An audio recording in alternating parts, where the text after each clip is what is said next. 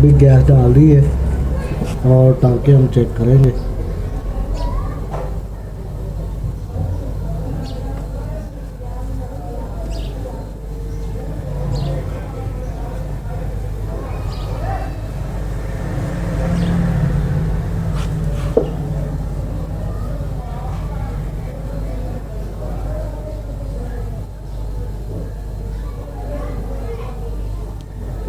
और ये वाली लाइन चलने के दौरान गर्म होनी चाहिए।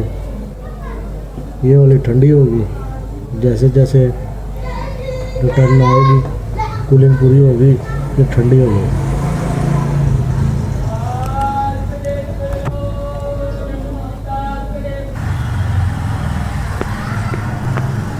अब देख लें इसका जो 0 से ऊपर चलेगी।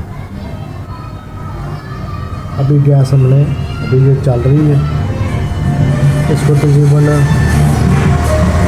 4 से 5 घंटे लगेंगे। 4 से 5 घंटे में ये फुल चार्ज होगी। फुल चार्ज होगी और 24 घंटे इसको चलने देना है और नीचे ऊपर दोनों खानों में कूलिंग मेंटेन हो जाएगी।